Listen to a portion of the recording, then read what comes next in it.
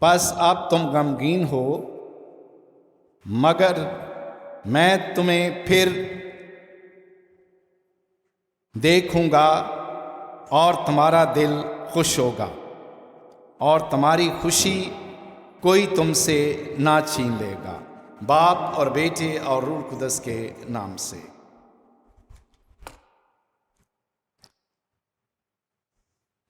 میرے عزیز بھائی اور بہنوں، آج ایسٹر کے بعد کا تیسرا اتوار ہے، اور خدا کا کلام ہمارے سامنے آج ایک بار پھر یسوع کے اس پیغام کو جو وہ دینا چاہتا ہے اپنے شاگردوں کو، اپنے پیروکاروں کو، اپنے حواریوں کو اور اپنے ماننے والوں کو، کہ یسوع مسیح اس دنیا میں ہمیشہ کے لیے ایک ایسا مشن اور ایک ایسا ویژن لے کر آئے تھے کہ وہ دنیا کو بتا سکیں کہ دنیا غم میں نہ رہے، دنیا دکھ میں نہ رہے، پریشانی میں نہ رہے۔ اسی لیے آج کی آیت، پس اب تم غمگین ہو، اب تم غمگین ہو، مگر میں تمہیں پھر دیکھوں گا اور تمہارا دل خوش ہوگا، اور تمہاری خوشی کوئی تم سے نہ چھینے گا، کوئی تم سے تمہاری خوشی نہ چھینے گا۔ غم کی گھڑیاں، دکھ کی گھڑیاں، پریشانی کی گھڑیاں بڑی تلخ اور بڑی لمبی ہوتی ہیں۔ درد بھرے دن، تکلیف دہ دن گزرنے کا نام ہی نہیں لیتے، اور آدمی پریشان ہو جاتا ہے کہ یہ کیسے گزرے گا۔ کئی لوگ بیمار پڑ جاتے ہیں یہ سوچ کر کہ ہمارے گھر سے یہ پریشانی کب ختم ہوگی، چاہے وہ پریشانی اولاد کی طرف سے ہو، چاہے وہ بیماری کی طرف سے ہو، چاہے کسی طرح کی بھی کوئی بھی پریشانی آ جائے تو اس کے لیے ہمیشہ آدمی پریشان اور دکھی ہوتا رہتا ہے۔ یسوع مسیح بڑا حوصلہ، بڑی ہمت اور بڑی دلیری دیتے ہیں اپنے شاگردوں کو، اگرچہ وہ اس جہان سے جانے والے ہیں، اور وہ اس جہان سے جانے سے پہلے اپنے شاگردوں کا ذہن تیار کرتے ہیں، ان کا دل تیار کر رہے ہیں۔ وہ کیسے؟ وہ باتوں میں کہہ رہے ہیں، تھوڑی دیر کے بعد تم مجھے دیکھو گے، اور پھر تھوڑی دیر کے بعد تم مجھے دیکھ لو گے، تھوڑی دیر کے بعد تم مجھے نہ دیکھو گے، تھوڑی دیر کے بعد تم مجھے نہ دیکھو گے، اور پھر تھوڑی دیر کے بعد تم مجھے دیکھ لو گے۔ یہ اشارہ وہ اپنی موت کی طرف اور اپنے جھوٹنے کی طرف کر رہے ہیں، کہ تھوڑی دیر کے بعد تم مجھے نہیں دیکھو گے، یعنی جب مجھے قبر میں رکھا جائے گا، میں مر جاؤں گا تو مجھے نہیں دیکھو گے، لیکن جب میں جی اٹھوں گا تو تم مجھے دیکھ لو گے۔ یہ چند دنوں کی بات ہے، یہ مہینوں اور برسوں کی بات نہیں ہے، یہ چند دنوں کی بات ہے کہ تھوڑی دیر تم مجھے نہ دیکھو گے، اور پھر تھوڑی دیر کے بعد تم مجھے دیکھ لو گے۔ شاگرد اس بات کو نہیں سمجھ رہے، لیکن خداوند انہیں مختلف طریقوں سے سمجھا رہے ہیں کہ یہ کیسے ہوگا۔ لیکن وہ ایک بات اور اپنے شاگردوں کو سمجھا رہے ہیں. وہ سمجھا رہے ہیں کہ میرے جانے کے بعد، میری موت پر، میرے دکھوں پر، میری تکلیفوں پر تم روگے، تم پشیمان ہوگے، تم غمگین ہوگے، لیکن دنیا خوشی منائے گی. تم رو گے لیکن دنیا خوش ہوگی. دنیا جشن منائے گی کہ ہم نے اس کو مٹا دیا، اس کے کلام کو مٹا دیا، اس کی تمام کوششوں کو مٹا دیا جو یہ دعویٰ کرتا تھا کہ میں اس دنیا کا بادشاہ ہوں، جو یہ دعویٰ کرتا تھا کہ میں خدا کا بیٹا ہوں، جو یہ دعویٰ کرتا تھا قیامت اور زندگی میں ہوں. ہم نے اس کو مٹا دیا اور دنیا جشن منائے گی، لیکن تم غمگین ہوگے کیونکہ تمہارا استاد تمہارے درمیان نہیں ہوگا، تمہارا ربی تمہارے درمیان نہیں ہوگا، تمہارا تسلی دینے والا تمہارے درمیان نہیں ہوگا، تمہارا نجات دہندہ تمہارے درمیان نہیں ہوگا، تمہارے دکھوں کو اچھائیوں میں بدلنے والا تمہارے درمیان نہیں ہوگا، اور تم روگے، تم پشیمان ہوگے، تم دکھی ہوگے. لیکن یاد رکھو تمہارا غم ہی خوشی میں بدل جائے گا. مسیح خداوند یہ اپنے شاگردوں کو بڑا پیار کے ساتھ، بڑے اچھے اور سلجھے ہوئے انداز میں اپنے شاگردوں کو تسلی بھی دے رہے ہیں اور تیار بھی کر رہے ہیں کہ آنے والے وقت میں، آنے والا وقت جو ہے وہ کتنا دکھی ہوگا آپ کے لیے، لیکن آپ نے گھبرانا نہیں. اور یہ مثال ایک وہ دنیاوی مثال کے ساتھ تشبیہ دیتے ہیں، اور اس تمثیل کو ذرا، اس تشبیہ کو سنیں. لکھا ہے جب عورت درد ذی میں مبتلا ہوتی ہے تو غمگین ہوتی ہے. جب عورت بچہ جننے کے قریب ہوتی ہے تو غمگین ہوتی ہے. اس کے سامنے دو باتیں ہوتی ہیں عورت کے سامنے. ایک تو وہ ہوتی ہے کہ وہ درد ذی میں جب ہوتی ہے تو اتنی انتہائی قسم کی درد ہوتی ہے، زندگی اور موت کا کھیل اس میں شامل ہوتا ہے، اور موت کے کرب میں سے وہ گزر کر جاتی ہے، موت میں سے ہو کر گزر جاتی ہے.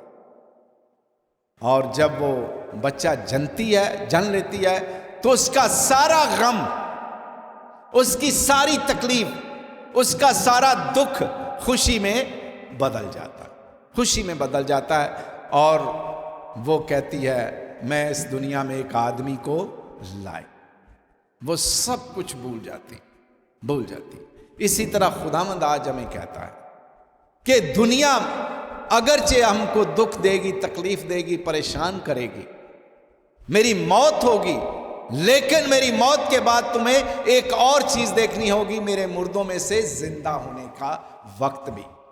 جب تم میرے زندہ ہونے کا وقت دیکھو گے تو تمہارا غم خوشی میں بدل جائے گا، خوشی میں بدل جائے گا. اور یہ خوشی میں بدلنے کا وقت یسوع المسیح کی موت پر، فتح پر ہوتا ہے کہ کس طرح وہ وقت خوشی میں بدلتا ہے. ہمارے سامنے بہت ساری کلام کے اندر مثالیں ہیں کہ کس طرح دنیا خوش ہو جاتی ہے. لازر کی بہنیں جب لازر مر گیا تو کس قدر دکھی اور تکلیف میں تھی، پریشانی میں تھی، رو رو کر ان کا حال بے حال ہو گیا تھا. دنیا انہیں تسلی دیتی تھی لیکن ان کی تسلی سب کی ادھوری تھی، وہ وقتی تسلی تھی، ان کو چین نہیں آ رہا تھا. کبھی وہ اپنی زندگی پر دیکھتی اور کبھی معاشرے کی زندگی پر دیکھتی کہ ہمارے ساتھ کیا سلوک کرے گا، معاشرہ ہمارے ساتھ کیا سلوک کرے گا، ہم کہاں سے کمائیں گی اور کیسے کھائیں گے. ہمارے سر پر نہ ماں کا سایہ ہے نہ باپ کا سایہ ہے، اور ایک ہی بھائی کا سایہ تھا جو وہ بھی ہم سے چھین لیا گیا. اور وہ بھی ہمارے سر پر قائم نہیں رہا۔ تو وہ روتی اور کرلاتی اور چلاتی ہیں، لیکن یسوع ان کے رونے چلانے اور کرلانے پر بھی دھیان دیتا اور ان کے غم کو خوشی میں بدل دیتا۔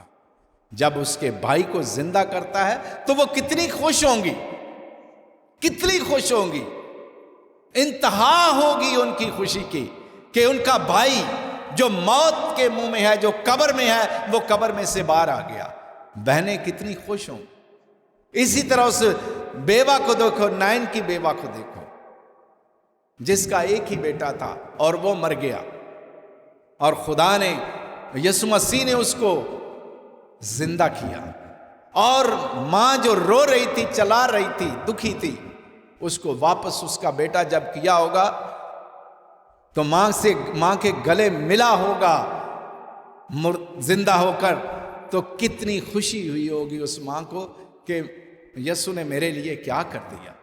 میں تو سوچ بھی نہیں سکتی تھی، میرے تو خیال بھی میں بھی نہیں تھا کہ یہ غم میرا، یہ ہمیشہ کا غم، ہمیشہ کا غم، قبر تک جانے والا غم کوئی مٹا سکتا ہے، لیکن یسوع کی ذات یہ قبر تک جانے والا غم بھی مٹا دیتی۔ اور آج کی پہلی تلاوت اگر آپ نے غور سے سنی تو اس میں ہم دیکھتے ہیں کہ یوسف یعقوب کے 12 بیٹے تھے۔ یعقوب کے کتنے بیٹے تھے؟ 12 بیٹے تھے، اور 12 بیٹوں میں سے ایک بیٹا یوسف تھا، اور یوسف سے انتہائی پیار تھا یعقوب کو۔ اور یوسف چونکہ خدا کے قریب رہنے والا شخص تھا، خدا کے قریب رہنے والا شخص تھا، اس نے اپنے خواب جب اپنے بھائیوں پر ظاہر کیے تو وہ بھائی کچھ حسد میں آ گئے، بھائی کچھ حسد میں آ گئے کہ یہ ہم پر راج کرنے والا شخص ہے، یہ ہم پر راج کرے گا، ہم اسے سجدہ کریں گے، ہم اس کے متی ہوں گے۔ انہیں غصہ لگا، انہیں غصہ لگا، اور انہوں نے ایک منصوبہ بنایا کہ اس کو اس جہان سے ختم کر، وہ اسے قتل کرنا چاہتے تھے۔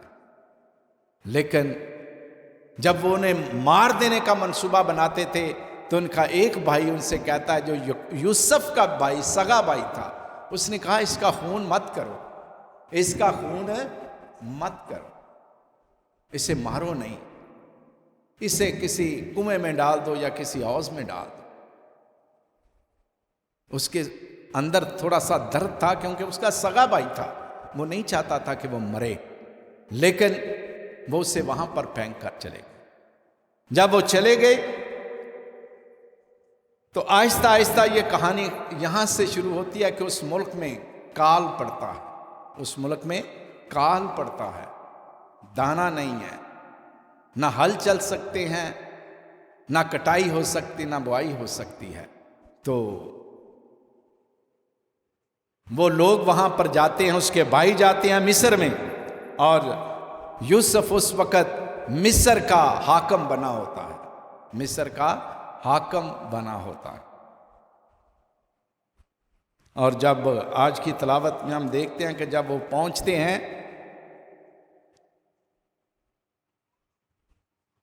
لیکن وہ اپنے آپ کو ظاہر کرنے سے پہلے اسے پتہ تو چل گیا، شکل تو یاد رہتی ہے نا، اگر ان کو یاد نہیں تھی، یوسف کو تو یاد تھی کہ یہ میرے بھائی ہیں، ان کی شکل دیکھی، ان کی باتیں سنی، سارا کچھ دیکھا، تو دل تو اس کا کرتا تھا ان کے سامنے روئے، ان کو بتائے، لیکن اس نے کیا کیا؟ اس نے اندر جا کر، لکھا ہے اس نے ان پر ظاہر نہ کیا، اور بلند آواز سے رونے لگا، اپنے بھائی بارے میں رونے لگا اندر جا کر، اور پھر خوش کیا اپنا چہرہ، واپس آیا اور ساری باتیں اپنے بھائیوں کے ساتھ کہیں۔ اور یوسف نے اپنے بھائیوں سے کہا میرے نزدیک آؤ، تب وہ نزدیک آئے۔ نہیں رہ سکا نا، نہیں رہ سکا، وہ چاہتا تو سخت دل ہوتا، سخت دل ہوتا اور خدا خوف نہ ہوتا یا خدا کا بندہ نہ ہوتا تو ان پر ظلم کرتا، جس طرح انہوں نے اسے بیچا یا قتل کرنے کا منصوبہ کیا، یہ تو سارے اس کے ہاتھوں میں آ گئے تھے، اس کے منہ میں آ گئے تھے۔ یوسف بھی انہیں مار سکتا تھا یا مروا سکتا تھا، وہ بڑا آدمی تھا، وہ کوئی چھوٹا آدمی نہیں تھا، وہ بہت بڑا آدمی بن گیا ہوا تھا، مار سکتا تھا۔ لیکن اس نے کیا کہا؟ تب وہ نزدیک آئے اور بولا، میں تمہارا بھائی، میں تمہارا بھائی ہوں جس کو تم نے مصر کی طرف بیچا۔ اور ساتھ کہتا ہے، ان کے دل میں تھوڑا سا کھٹکا لگا بھائیوں کے، ہماری جان خطرے میں آئی۔ اب اس کو تو پتہ چل گیا ہے، اس کو تو پتہ چل گیا ہے کہ یہ وہی لوگ ہیں، یہ وہی میرے بھائی ہیں جنہوں نے مجھے بیچا، جنہوں نے مجھے کنویں میں پھینکا تھا۔ آج کس منہ سے میرے پاس ہے، میں انہیں قتل کروا دوں گا یا قتل کر دوں گا۔ لیکن اس نے کہا نہیں نہیں نہیں نہیں، میں ایسا نہیں ہوں، کیا کروں؟ سو اس لیے تم نے مجھے اس طرف بیچا، غمگین نہ ہو، اپنے دل میں تنگ نہ ہو، اپنے دل میں تنگ نہ ہو، کیونکہ خدا نے تمہیں بچانے کے لیے مجھے تم سے آگے بھیجا۔ یہ اس نے اپنا مشن سمجھا۔ اس نے کہا جو کچھ ہوا، جو کچھ بھی ماضی میں ہوا، یہ خدا کی طرف سے ہوا، کیونکہ خدا چاہتا تھا تمہیں بھی بچاؤں اور اپنی قوم کو بھی بچاؤں اور اپنے باپ کو بھی بچاؤں۔ اس لیے خدا نے تمہارے ہاتھوں سے وہاں بھیجا۔ اگر تم نہ مجھے وہاں پھینکتے، نہ مجھے اسماعیلی خرید کر لاتے، اور نہ میں مصر کے دربار تک پہنچتا، فرعون کے دربار تک پہنچتا، تو آج میں اس مقام پر سرفراز نہ ہوتا، اور آج میں تمہاری مدد بھی نہ کرتا، تم مارے جاتے، بھوک سے مارے جاتے۔ لیکن خدا نے مجھے تمہارے آگے بھیجا ہے۔ کیوں بھیجا ہے؟ تاکہ تم بچ جاؤ۔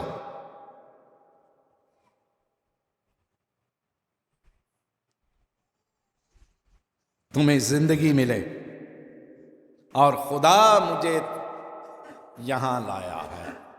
ہم کئی دفعہ جب ہم پر کوئی ایسا وقت آتا ہے نا، تو ہم کوستے رہتے ہیں، ہم اس میں سے نکتہ نہیں نکالتے، ہم اس میں سے بات نہیں نکالتے کہ کیوں میری زندگی میں یہ لمحے آئے ہیں، کیوں میری زندگی میں یہ واقعہ آیا ہے۔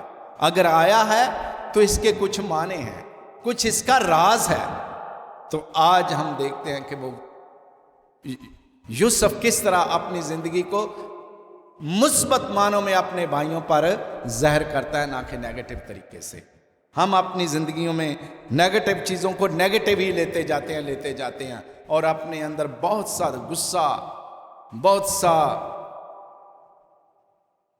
غصہ در تیش اپنے آپ میں پیدا کرتے رہتے ہیں کہ ہم بدلہ لیں گے۔ لیکن یوسف نے ایسا نہیں سوچا، بلکہ اس نے اپنے بھائیوں کے ساتھ خیر کی، اچھا کیا، اور ان کے ساتھ بہتری کی، تاکہ وہ زندہ رہیں، بھوک سے مر نہ جائیں۔ تو اس نے اپنے بھائیوں کی مدد کی۔ اسی طرح آج ہم بھی دیکھیں کہ ہم کس قدر جب دکھ اور تکلیف میں ہوتے ہیں، پریشانی میں ہوتے ہیں، تو کس طرح خداوند ہمیں تسلیاں دیتا ہے۔ ہم بھی تو غم میں رہتے ہیں، اور ہمارا غم بھی بہت بدلتا رہتا ہے۔ ہمارا خداوند ہمیں زندگی دینے کے لیے آیا، ہمارے غموں کو خوشیوں میں بدلنے کے لیے آیا ہوا ہے۔ ہمارا خداوند موت کو زندگی میں بدلنے کی طاقت رکھتا ہے۔ ہمارا خداوند ہمیں غلامی سے آزادی کی طرف لانے کے لیے اس دنیا میں آیا ہے۔ ہمارا خداوند ہمیں ان اندھیروں سے نکال کر روشنی میں لاتا ہے جہاں پر ہمارے سامنے کوئی منزل کچھ نہیں ہوتا۔ ہمارا خداوند ہمیں نا امیدیوں میں سے امید پیدا کرنے کا ذریعہ بنتا ہے، کہ جب کہیں کچھ نہیں تو وہ امید پیدا کرتا ہے۔ ہماری زندگیوں میں بہت ساری تاریکیاں ہیں، کئی طرح کی تاریکیاں ہیں، ہمارے سامنے سب کچھ ہوتا ہے، لیکن ہم سوچتے ہیں کہ ہم تاریکی میں ہیں۔ ہماری زندگی تاریک ہے۔ میں دیکھیں، شخصی زندگیوں میں دیکھیں کہ کس طرح ہم بھی کئی دفعہ پریشان حال ہو جاتے ہیں۔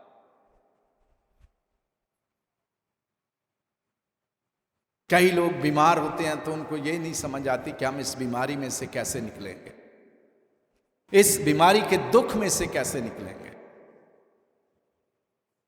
کئیوں کے سامنے جب وہ بے اولاد ہوتے ہیں تو انہیں سمجھ نہیں آتی کہ ہمارا مستقبل کیا ہوگا۔ کئی اندر ہی اندر گلتے رہتے ہیں، دکھی ہوتے رہتے ہیں، پریشان ہوتے رہتے ہیں کہ ہمارے ساتھ کیا بنے گا۔ ہمارا کوئی روٹی دینا اور بات ہے، آگے وہ مستقبل کا کئی دفعہ سوچتے رہتے ہیں کہ ہمارا مستقبل کیسا ہوگا، ہمارا بڑھاپا کیسا ہوگا، کیا کوئی ہمیں پوچھنے والا بھی ہوگا کہ نہیں ہوگا۔ جب کچھ نہیں سمجھ آتا تو وہ یہی کہتے ہیں کہ ہماری زندگی تو تاریک ہے، ہم تو اندھیرے میں اپنی زندگی گزار رہے ہیں، ہم تو دکھ میں اپنی زندگی گزار رہے ہیں۔ لیکن ہمارا خداوند ایسا نہیں ہے، ہمارا خداوند بدلنے کی طاقت رکھتا ہے، غم کو خوشی میں بدلنے کی طاقت ہے، نا امیدی کو امید میں بدلنے کی قدرت اور طاقت رکھتا ہے۔ تو ہم ایک ہی حوصلے کے ساتھ اپنی زندگی گزاریں۔ ہماری زندگیوں میں بہت سارے دکھ اور تکلیف اور پریشانیاں ہوتی ہیں۔ آپ نے دیکھا ہوگا تاریک رات کے بعد فجر ہوتا ہے، تاریک رات کے بعد فجر ہوتا ہے۔ فجر سمجھتے ہیں؟ یہ صبح کا سورج نکلنے سے پہلے جو سما ہوتا ہے تو انسان کی آنکھ کھل جاتی ہے کہ ہماری زندگی میں یہ نیا دن ابھر رہا، نیا دن ابھر رہا ہے۔ وہ تاریکی ختم ہو جاتی ہے، وہ رات ختم ہو جاتی ہے۔ یہ گھڑیاں دکھ کی گھڑیاں ایک عارضی گھڑیاں ہوتی ہیں، دائمی گھڑیاں نہیں ہیں۔ سدا دکھ نہیں رہتے، سدا دکھ نہیں رہتے، دکھ آتے ضرور ہیں لیکن سدا رہتے نہیں ہیں۔ اور خداوند یہی اپنے شاگردوں کو آج سمجھا رہا ہے، اور یہ سمجھا رہا ہے اس عورت کی مثال دے کر درد زے کی، کہ اس عورت پر درد زے چند گھنٹے کے لیے ہوتا ہے یا چند لمحوں کے لیے ہوتا ہے۔ جب وہ اس شکنجے میں آتی ہے کہ اسے پتہ نہیں چلتا کہ میرے اوپر موت آنے والی ہے یا میں نئی زندگی دینے والی۔ یہ گھڑی چند لمحوں کی ہوتی ہے، چند گھنٹوں کا یہ پیریڈ ہوتا ہے جس میں وہ کشمکش میں، موت کے کشمکش میں ہوتی ہے۔ ایک طرف اسے زندگی نظر آ رہی ہوتی ہے، ایک طرف اسے موت نظر آ رہی ہوتی ہے۔ لیکن اسی طرح جب وہ بچہ جن لیتی ہے تو اس کی ساری تکلیف ختم ہو جاتی ہے، اس کا سارا دکھ ختم ہو جاتا ہے، اس کی ساری پریشانی ختم ہو جاتی ہے۔ اسی طرح خداوند آج ہمیں تسلی اپنے شاگردوں کو دے رہا ہے کہ اسی طرح تمہارا غم بھی خوشی میں بدل جائے گا، اور جب تمہارا غم خوشی میں بدل جائے گا تو یہ خوشی عارضی نہیں ہوگی۔ تکلیف اور دکھ جو ہے وہ عارضی ہے، پریشانی تمہاری عارضی ہے، غم تمہارا عارضی ہے، لیکن لاسٹ پہ خداوند کیا کہتا ہے؟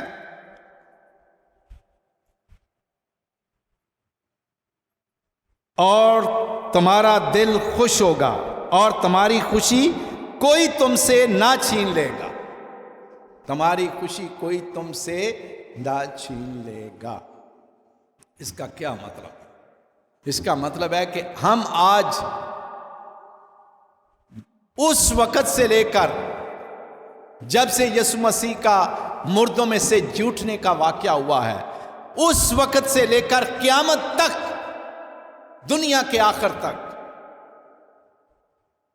جب ہم اس کی عدالت میں آئیں گے یا اس کے دوبارہ آنے کے وقت تک ہم خوش رہیں۔